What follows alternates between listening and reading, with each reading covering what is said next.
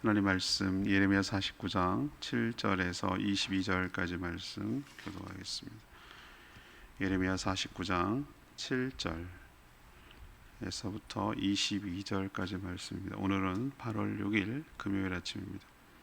8월 6일자 본문 예레미야 49장 7절에서 22절까지 구약성경 1131쪽입니다. 에돔에 대한 말씀이라. 만군의 여호와께서 이와 같이 말씀하시되 대만에 다시는 지혜가 없게 되었느냐? 명철한 자에게 책략이 끊어졌느냐? 그들의 지혜가 없어졌느냐? 드단 주민아, 돌이켜 도망할지어다. 깊은 곳에 숨을 지어다. 내가 에서의 재난을 그에게 닥치게 하여 그를 벌할 때가 이르게 하리로다. 포도를 거두는 자들이 내게 이르면 약간의 열매도 남기지 아니하겠고, 밤에 도둑이 오면 그 욕심이 자기까지 멸하느냐? 그러나 내가 에서의 옷을 벗겨 그 숨은 곳이 드러나게 하였나니 그가 그 몸을 숨길 수 없을 것이라. 그 자손과 형제와 이웃이 멸망하였은즉 그가 없어졌느니라. 내 고아들을 버려도 내가 그들을 살리리라. 내 과부들은 나를 의지할 것이니라. 여호와께서 이와 같이 말씀하시니라. 보라, 술잔을 마시는 습관이 없는 자도 반드시 마니겠거든. 내가 형벌을 온전히 면하겠느냐? 면하지 못하리니 너는 반드시 마시리라.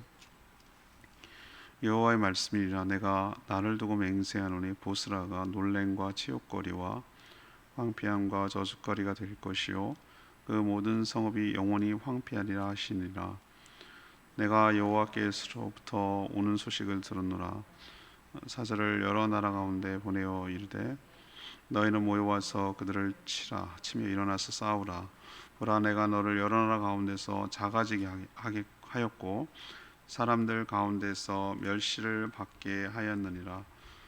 바위 틈에 살며 산꼭대기를 점령한 자요, 스스로 두려운 자인 줄로 여김과 내 마음의 교만이 너를 속였도다. 내가 독수리같이 보금자리를 높은 데에 지었을지라도 내가 그리로부터 너를 끌어내리리라. 이는 여호와의 말씀이니라. 에돔이 공포의 대상이 되리니 그리로 지나는 자마다 놀라며 그 모든 재앙으로 말미암아 탄식하리로다.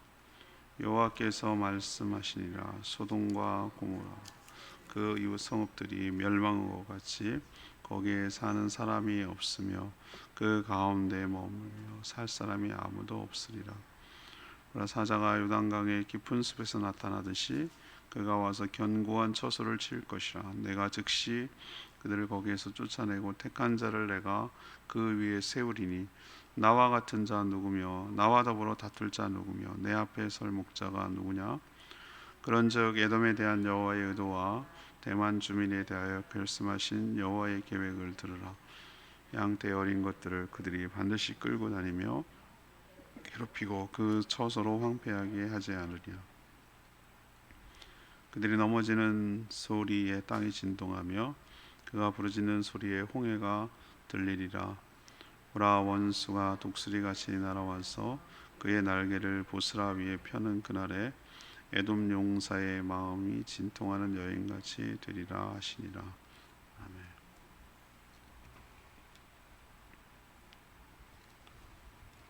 하나님은 에돔에 대해서도 예언하셨습니다. 에돔은 자신의 지혜를 믿고 교만했습니다. 그러나 하나님은 그들을 철저히 파괴하고 모든 것을 벌거벗겨서 그들의 미천을 다 드러내게 하겠다고 경고하셨습니다. 그들은 자신의 견고한 요셉을 믿고 교만했습니다. 그러나 하나님의 철저한 심판으로 끌려 내려왔습니다. 하나님은 에돔을 반드시 쫓아내겠고 망하게 하겠다고 선포하셨습니다. 오늘 질문은 에돔의 심판을 통해 얻는 교훈은 무엇입니까? 에돔의 심판을 통해 얻는 교훈은 무엇입니까? 이것이 오늘 질문입니다. 먼저 7절에서 11절까지 말씀, 세상의 지혜가 쓸모없음을 드러내십니다. 에돔은 야곱의 쌍둥이 형이었던 에서의 후손이 세운 나라입니다. 그들은 요단 동남쪽 사이 옆에 나라를 세웠습니다. 그들은 아주 좁은 협곡과 산악지대를 활용해서 견고한 요새를 만들어 외부 세력, 외부 침략에 효과적으로 잘 대비했습니다. 길목이 있기 때문에 적군이 함부로 쳐들어올 수가 없었던 것이죠. 그리고 강도처럼 약탈을 일삼고 부를 축적했던 그런 나라였습니다. 이스라엘과는 형제 나라라고 할 수 있겠지만 출애굽 당시부터 부딪혔습니다. 가나안 땅으로 가겠다고 길만 비켜달라고 했는데도 죽자고 막아서고 싸우자고 덤볐습니다. 하나님께서 형제끼리 그러면 안 된다라고 이스라엘을 돌려 세울 정도로 아주 좋지 않은 감정이 서로에게 있었습니다. 하지만 하나님의 심판 앞에 그들의 그 지혜는 아무 소용이 없었습니다. 외부 세력들이 침략하여 하나도 남아있는 것이 없을 정도로 에돔의 모든 것들을 다 쓸어버릴 것이기 때문입니다. 하나님 오늘 뭐라고 표현하시냐면 옷을 완전히 발가벗기듯이 그들의 치부를 드러내고 그들이 얼마나 미천이 없는 천박한 존재인지를 드러내게 하겠다라고 오늘 선언하십니다. 이로써 자기 스스로 지혜롭다고 생각한 결과가 무엇인지를 심판을 통해서 보이시겠다는 것이죠. 하나님 심판 앞에 세상의 지혜가 얼마나 헛것인지 그것을 입증하겠다는 뜻입니다. 지금도 오만불손하게 과학이 하나님의 뜻을 이루며 인류를 섬기고 봉사하고 유익하게 하려는 데 쓰는 것이 아니라 하나님께 도전하려는 자들이 있어요. 죄 때문에 죽는다고 했는데도 죄건 뭐건 상관없이 과학이 발달하면 영원히 살 수 있을 것처럼 얘기하고, 별자리를 열심히 연구하고 다른 나라를 해서 꿈에서나 화성같이 다른 나라로 별로 가가지고 이주해서 살 거라고 이렇게 생각하는 오만불손한 자들이 참 많아요. 그럴 수 있어요. 그럴 수 있지만 그 동기가 뭐냐는 거죠. 세상의 지혜와 힘과 능력을 믿는 자들은 에돔처럼 하나님의 심판 앞에 얼마나 허망하고 얼마나 무지하고 얼마나 아무것도 아닌 것인지를 분명하게 드러낼 것입니다. 지금도 과학이 발달하면 종말이 없을 것처럼 말하지만 하나님의 심판은 예고되어 있고 그것은 반드시 실현될 것임을 여러분이 기억하고 속지 말아야 될 줄로 압니다. 두 번째 의미는 12절에서 16절까지인데요. 마음이 높아지면 반드시 심판한다라는 것을 또 한 번 하나님께서 보여주고 계십니다. 에돔이란 나라는 좁은 협곡 위에 도시를 건설해서 마치 독수리 둥지처럼 침략하기가 쉽지 않았습니다. 여러분 아시죠? 독수리들, 그 맹금류들이 어디다가 둥지를 만드든지 완전 절벽 꼭대기 끝 그런 데다가 만드는 것이. 그래야 먹잇감이 잘 보이고요. 그래야 뭐 자기 새끼들을 함부로 해야 할 것들이 올라오질 못하는 것이죠. 자기네들이 그렇게 생각했어요. 우리를 누가 침략한단 말인가? 이런 식으로 그들은 매우 교만했던 것이죠. 자신들은 결코 무너지지 않을 거라고 그렇게 자신했습니다.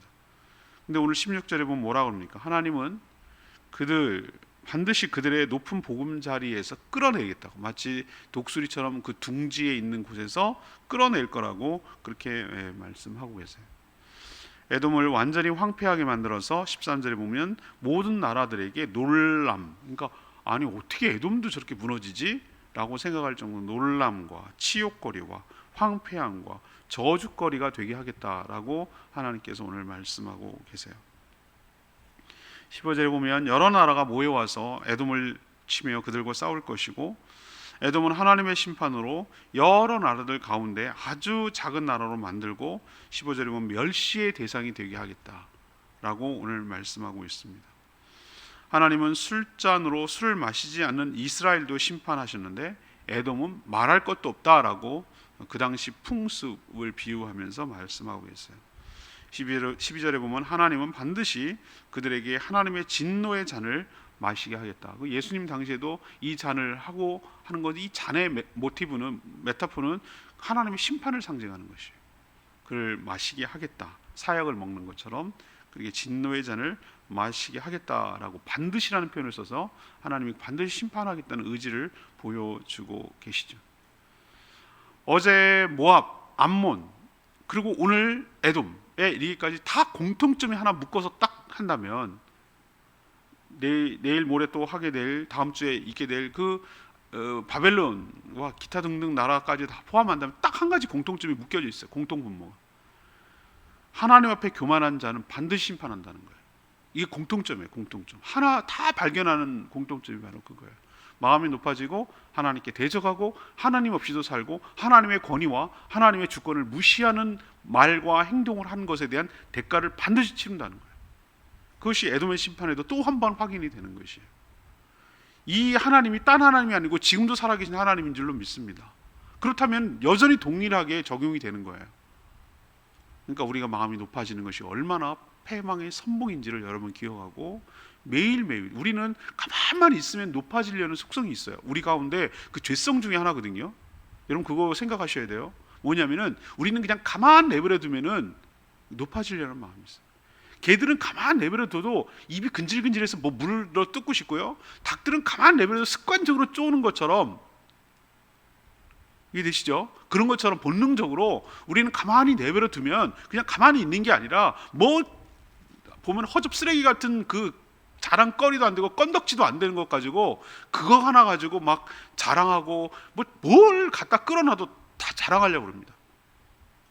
뭐라도 자기가 다른 사람보다 더 낫다고 생각하는 것을 끌어올려고 그래요. 우리가 보기에는 뭐 별것도 아니고 뭐 이렇게. 시골에 여기 제주도 막 이렇게 어디 여행하다가 이제 차 인솔하고 뭐 이렇게 가다 보면 마을에 붙여놨어요. 누구 뭐 어머니 신문에도 그게 제주도 나더라고. 여기 촌스러워서 난 못 살겠어. 누구 엄마, 누구 아버지 뭐 해가지고 했는데 뭐가 저렇게 현수막을 걸어놨더니 사무관 승진. 사무관이 뭐냐면요 5급에 5급. 난 1급이라도 되는 줄 알았네. 국장이라도 되는 줄 알았어요. 그러니까 내가 보니까 저분한테는 저게 굉장히 자랑스럽겠다라고 생각하지만 현수막을 걸 정도는 아니거든요. 그런데 사람 속성이 그래요. 뭐 승진했다 그러면 막 신문에 내고, 제주신문 제가 요즘 보거든요. 하도 소식을 들어야 되기 때문에 뭐 이렇게 하는 거 보면은 인간의 속성이 그렇구나. 속성이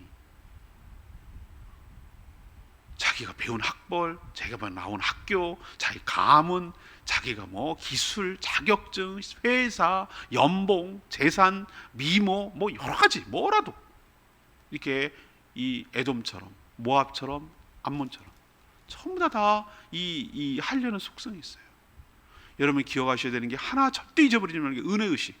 절대 은혜, 절대 은혜. 우리는 은혜로 살아가는 자들인 줄로 믿습니다. 내가 나의 된 것은, 나의 나된 것은 하나님의 은혜라고 늘 고백하고 살아야 돼요. 하나님의 은혜가 중단되면 우리는 죽는 거예요. 은혜가 없어지는 순간 그 자리를 차지하는 것이 교만이에요. 교만. 여러분 내가 잘나서 사는 게 아니라 하나님이 나를 불쌍히 여기시고 긍휼히 여기시고 어여삐 여기시고 사랑하셔서 은혜를 베풀어 주기 때문에 오늘도 우리가 살고 있는 줄로 생각하시지, 내가 잘나고 잘못 이래서 뭔가 하는 거라고 생각하면 그게 벌써 교만이 슬글슬글 올라오는 것이. 교만의 끝은 패망이고 심판인 거 여러분 기억하시고 은혜로 살아가는 법을 매일매일 배우고 하나님 앞에 매일 무릎 꿇고 나와서, 왜 하나님 앞에 매일매일 우리 무릎 꿇어야 되냐면 하루만 지나면 일주일 안 된다니까요. 제가 늘 말씀드리잖아요. 우리는 하루에도 12번씩도 올라가는 사람들이에요. 그렇기 때문에 매일 아침에 나와서 하나님 앞에 이 자체가, 하나님 앞에 나와서 내가 앉아있고 무릎을 꿇는다는 자체가 하나님의 주권과 권위를 인정하고 내가 하나님 은혜로 살겠다는 고백이에요. 고백이라고. 내가 하나님 은혜 없이는 못 삽니다라는 고백이에요. 이게 나약해 보입니까? 저런 어리석습니까? 시간을 왜 거기다 쓰냐고 바보 같습니까? 이게 현명한 거라고요. 그래서 하나님을 경외하는 것이 모든 지혜의 근본이라고 말하는 거예요. 그게 바보가 아니에요. 현명하고 지혜로운 것이에요. 여러분도 에돔처럼 이렇게 교만했다 끝장을 보는 일이 없도록 겸손하게 은혜로 살아가는 저와 여러분 되기를 소망합니다. 마지막 세 번째는 이 에돔의 심판을 통해서 보여주는 게 17절에서 22절입니다. 하나님의 심판을 막을 수 없다라는 것을 우리에게 똑똑하게 분명하게 보여줘요. 주변 나라들 입장에서는 에돔의 몰락이 논란과 탄식의 이유가 됐어요. 맨 처음에 놀랐겠죠. 아니 어떻게 에돔이 무너졌대? 뭐 이런 생각이 들고, 아이고 어쩌다가 우리는 어떡하네? 뭐 이런 탄식이 나오겠죠. 그만큼 뜻밖의 일이기 때문이에요. 하나님 마치 아주 오래전 소돔과 고모라와 이웃 성읍들을 불과 요항으로 멸망시킨 것처럼 에돔을 쳐서 아무도 살지 않는 땅으로 만들어 주변 나라가 두렵게 만들겠다고 그렇게 하셨어요. 지금 에돔이 있는 나라 아마 요르단으로 보입니다. 사자가 오늘 뭐라고 했는지, 사자가 숲에서 갑자기, 오늘 그 하나님이 표현하신 말이에요. 사자가 숲에서 갑자기 확 이렇게 나타나서 급습하듯이. 저 인도에선가 어디서 그 영상 보고 제가 소스라치게 놀란 적이 있어요. 제가 동물 같은 나오는 거 좋아한다 그랬잖아요. 어떤 주민들이 이렇게 그 들린가, 그런데 인도 벵갈 호랑이 같은데 이 가는데 정말 숲에서 호랑이가 어떤 여자분인데 확 잡아가지고 끌고 가는 거예요. 와, 나 그거 보고 얼마나 무섭겠어요. 그 생각하면은 이렇게도 사람을 피하는데 워낙 먹을 게 없고 그러면은 호랑이가 내려온다고 하잖아요. 근데 그렇게 한 것처럼 한다는 거예요. 하나님께서 오늘 그렇게 표현하고 있어요. 숲을 속에 이렇게 은신하고 있다가 갑자기 뛰쳐나와가지고 급습하듯이 외부 세력이 에돔을 기습해가지고 그렇게 독수리 요새처럼 견고하게 있던 그 처소를 무너뜨리고 거기로에서 쫓아낼 것이다. 하나님 오늘 그렇게 표현하고 있어요. 이처럼 하나님이 결심하시고 하나님이 계획하시면 그 누구도 그 뜻을 꺾을 수가 없는 것이죠. 막을 수도 없는 것이죠. 19절에 보면 하나님과 상대할 자는 아무도 없어요. 누가 나를 상대할 것인가? 누가 내 앞에 설 것인가? 하나님 오늘 그렇게 표현하고 있거든요. 아무도 그렇게 할 자가 없다라는 걸 지금 보이시는 거예요. 에돔은요, 모압과 암몬 앞에 나오는 것이죠. 저 여러분 독특한 공통점 발견했어요. 어저께 제가 그저께 똑같이 말씀했죠. 이들은 마지막 때만 되면 다시 회복할 거라고 했잖아요. 에돔 말고 암몬하고 모압은. 근데 에돔은 그런 얘기가 없어. 그냥 그걸 끝이에요. 얘는 못 들어온다는 얘기예요. 기회가 없다는 거예요. 다른 나라들보다 아주 철저하게 완전하게 재기하지 못하도록 파괴하신다는 예고만 있어요. 1차적으로는 이 주변 나라들에게 하나님의 심판을 통해서 보여주는 교훈도 있지만 우리에게도 보여주는 거예요. 아, 그렇구나. 하나님의 심판이 뭐 자연재해 수준이고 또 먹고 살만하지 또 지나가면 다시 일어서지, 이게 아니라는 거예요. 다시는 재기하지 못해서. 요르단 가보세요. 사막밖에 없고 그렇게 융성했던 페트라라는 유적지가 보면은 유적지만 남아 있어요. 사람이 지금도 안 살고. 그렇단 말이에요. 그게 어떻게 도시였나 싶을 정도로, 여기 이렇게 많은 사람이 살았다고? 라고 싶을 정도로 아무것도 지금 관광지밖에 안 됐어요. 오늘 레마의 말씀 16절 말씀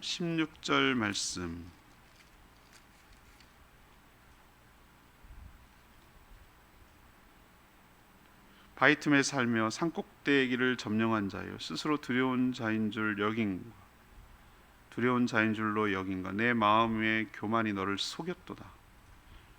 내 독수리같이 보금자리를 높은 데서 지었을지라도 내가 그리로부터 너를 끌어내리라. 이는 여호와의 말씀이라.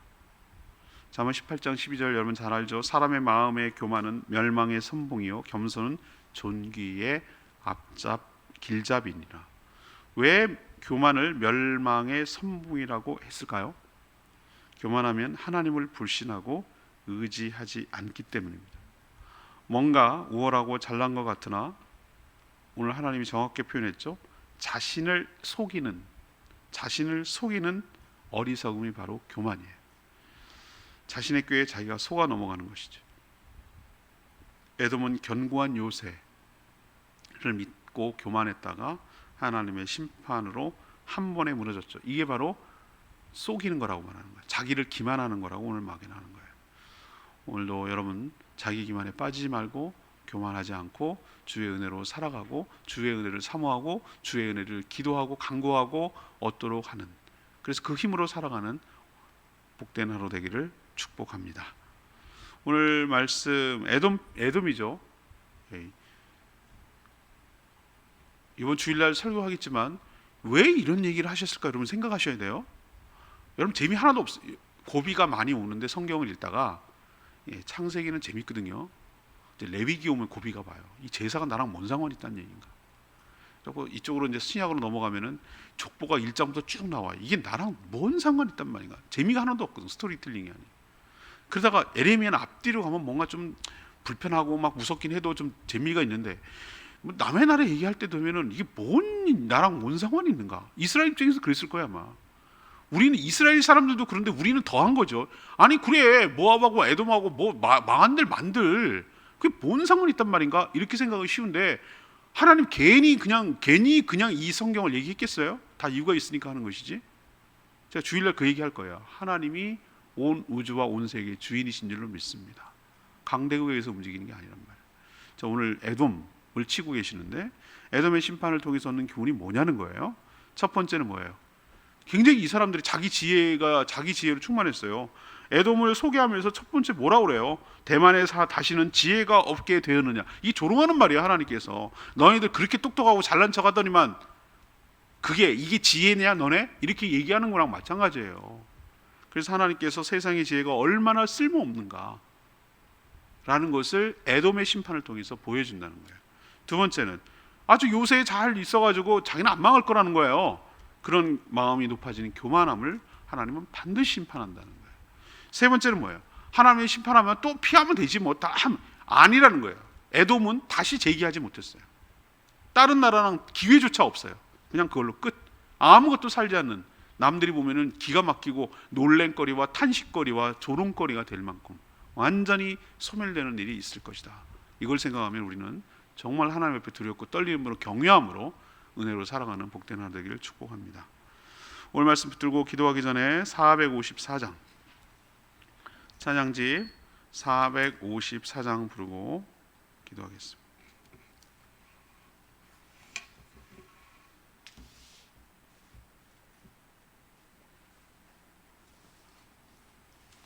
찬양집입니다. 나의 만족과 유익을 위해 찬양합니다. 나의 만족과 유익을 위해 가지려 했던 세상인데 이제 모두 다 애로 여기고 주님을 위해 가버리네. 내 안에 가장 귀한 것 주님이 날 위해라.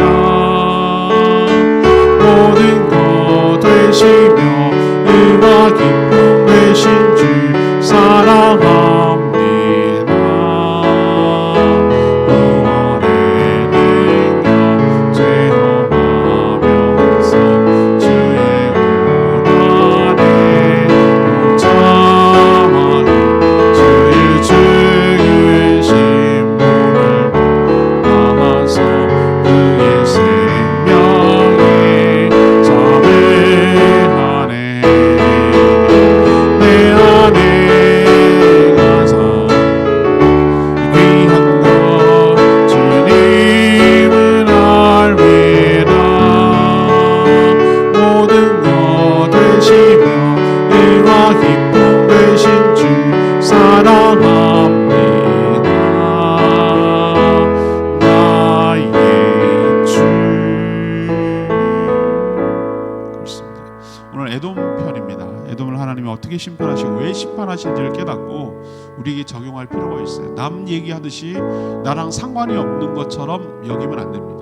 나도 얼마든지 그럴 수 있는 존재이고 내가 나의 지혜를 의지하고 나의 마음이 높아지면 에돔처럼 될 수도 있겠구나라는 생각을 가지고 매일매일 하나님의 주권 앞에 서서 주의 은혜로 살아가게 해달라고 간구하고 겸손하게 살 필요가 있습니다. 주여 그렇게 살게 하여 주시옵소서 외치며 기도합니다. 주여 하나님 나의 만족과 유익을 위해 가지려 했던 세상 일들 이제 모두 다 애로 여기고 주님을 위해 가버리네. 내 안에 가장